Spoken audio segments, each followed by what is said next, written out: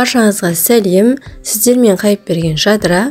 Бүгінгі видеода осындай көздің жауын алатын, ерекше болып тұратын слайдтың жасау жолын үйренетін боламыз. Өз цифрлық сауаттылығыңызды арттыра отыра, жобаңыздың немесе сабағыңыздың ерекше болып өткенін, әрі басқалардың назарын өзіңізге аудартқыңыз келсе, осы слайдтың жасалу жолын үйреніп алыңыз. Бұл менде 9-шы практикалық жұмыс. Басқа да практикалық жұмыстардың сілтемесі описание бөлімінде тұр.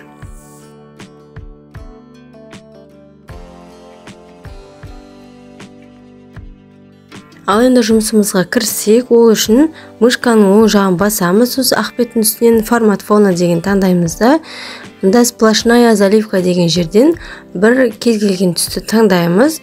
Мен көк түсті таңдап алдым. Маған бар жоғы 5 бет қажет.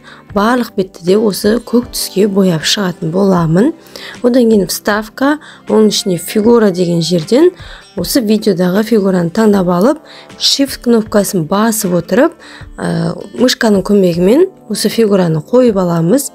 Мұнда ортасындағы сары кнопканы басу арқылы дөңгелегін үлкейтіп кішірейтуге болады, және жиегіндегі дөңгелектерді қозғалта отыра көлемін осылай өзгертіп аламыз. Және жоғарыдағы формат фигуры, оның ішінде заливка фигуры деген жерден керекті түсті таңдаймыз. Мен қара түске бояп шықтым. Одан кейін контур фигурыдан контурын алып тастауға болады.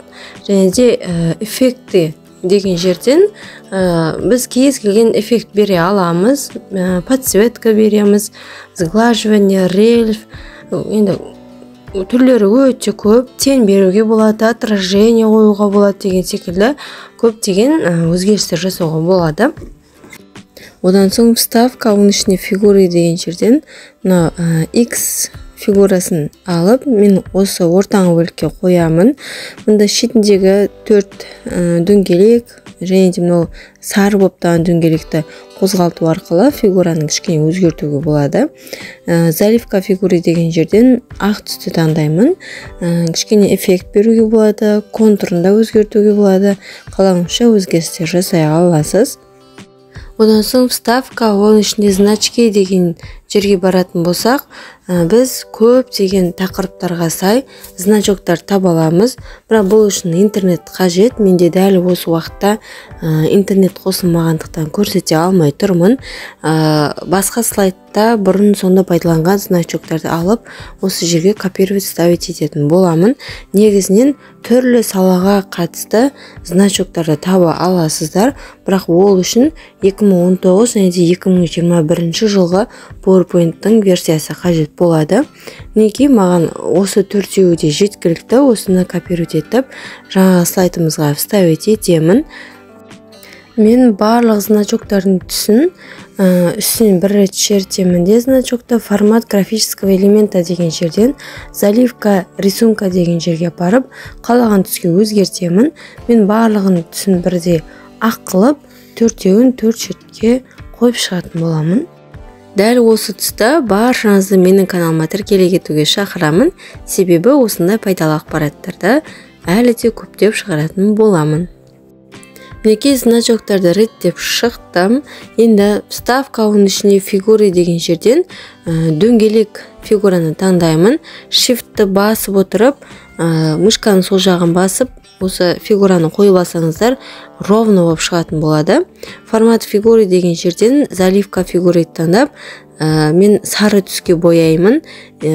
Контур фигуры деген жерден контурын алып тастаймын, және де кішкене көк түсті подсветка беремін де, мына X фигурасының үстіне қоямын да, мышканың оң жағын басып, на задний план дегенді басамын. Сол кезде X фигурасы осылай көрініп тұрады. Бұл неге қажет екенін қазір видеоның соңында көретін боласыздар. Осы дөңгелек фигураны қойған кезде біздің X фигурамыз көрінбей қалғандықтан, оның түсін қара түске бояйтын боламын.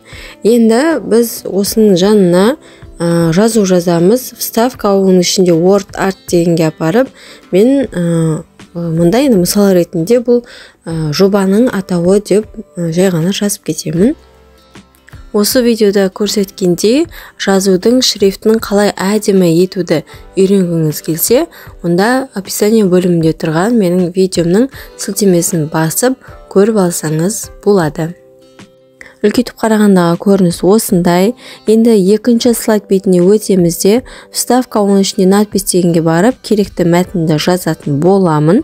Естеріңізге сала кетейін, бұл мысал ретінде жасалып жатқан слайд болғандықтан, бұнда арнайы бір тақырыпқа арналған текст жазылып жатқан жоқ. Және де барлық слайд жасалушылар біледі деген ойдамын. Сол үшін бұл текст қалай жазылып жатыр, қалай шрифтін өзгерту керек, қалай түсін өзгерту керек, оны көрсетіп жатқан жоқпын. Яғни көріп жатқандарыңыздай тез өткізіп жіберіп жатырмын. Және де бір айта кететінім, мұнда ең бірінші слайд бетіне жасалған біздің фигураларымызға орынды екінші және де басқа да слайд беттерінен қоюға қалдырып кетеміз. Одан кейін үшінші слайд бетіне өтеміз. Бұл жерге де дәл жаңағы текстті копировать вставить етіп, осылай 4 жерге қойып шығамын. Одан кейін вставка, оның ішіне фигура деген жерден бір сызықты фигураны аламын да видеодағыдай етіп қойып шығамын. Бұл тағы да айта кетейін, мысал ретінде жасалып жатқандықтан мен жай ғана жасап жатырмын. Бұл слайдтағы ең негізгі жұмыс біз бірінші бетте қойып кеткен дөңгелек фигураға қатысты болғандықтан, видеоның соңына дейін көріп, ол дөңгелектің қалай жұмыс жасайтынын көріп алуға кеңес беремін. Осы сайтқа қойып жатқан барлық фигуралар және де жазып жатқан жазулар, оны қалай жазу керек, қалай түсін өзгерту керек, қалай шрифтін ауыстыру керек деген секілді барлық жұмыстарды слайд жасаушылардың барлығы білетіндіктен, оны қалай өзгертіп жатқанында анықтап көрсетіп жатқан жоқпын. Бірден негізгі жұмысқа кірісейік. Мінекей ең бірінші бетке қайта ораламыз. Қойған значоктың үстінен бір рет шертеміз. Вставка, оның ішінде ссылка деген жерден, сол жақта қарап отырсаңыздар, место в документе деген жер бар. Соны басамыз да, келесі слайдты көрсетеміз, яғни екінші слайдты таңдаймыз да, окей дегенді басамыз. Одан кейін келесі значоктың үстінен бір рет шертеміз. Тағы да вставка, оның ішінде ссылка, место в документе, оның ішінде слайд 4 дегенге немесе слайд 3 дегенге қайсысына апару керек, соны таңдап окейді басып шығамыз. Менге төртеуіне 4 бетті қоямыз да, ең соңында X фигурасының үстінен апарып, оған осы ең бірінші слайд бетін қоямыз. Яғни X-ін үстінен басқан кезде осы ең бірінші жобаның атауы деп аталатын, осы ең бірінші слайд беті шығатын болады. Барлық осы значоктарға сілтемені қойып болғаннан кейін мышканың сол жағын басып отырып, барлығын бірдей белгілеп аламыз. Ctrl-C комбинациясын пайдаланамыз, немесе мышканың оң жағын басып копировать етеміз де келесі слайд бетіне апарып вставить ететін боламыз. Неге бұлай жасаймыз? Себебі әуелі фигураларды қойып алып, одан кейін барып әр бетке сілтемені қойып отыратын болсақ, біздің уақытымыз өте көп кетіп қалады. Сондықтан ең бірінші бетке осы фигураларды, керекті барлық сілтемелерді қойып аламыз, содан кейін ғана көшіріп басқа слайд беттеріне қойып шығамыз. Осы жұмыстарды аяқтағаннан кейін келесі жұмысқа кірісеміз. Ол үшін екінші слайд бетіне барамыз да, ортасында тұрған мына сары фигураны жоғарыға жылжытамыз. Ал мына қара дөңгелекті фигураның үстінен мышканың оң жағын басып, на задний план деген таңдаймыз. Сол кезде мына сары дөңгелек осылай бетіне қарай шығады. Мына сары дөңгелекпен жоғарғы жақта тұрған значоктың екеуінің орнын жақсылап теңестіріп аламыз, яғни ровно тұру керек.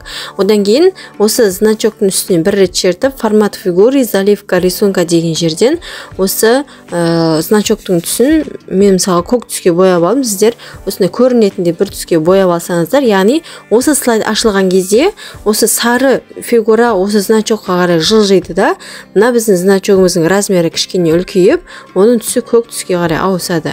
Енді үшінші слайд бетіне барамыз да, дәл осы жұмыстарды қайталаймыз.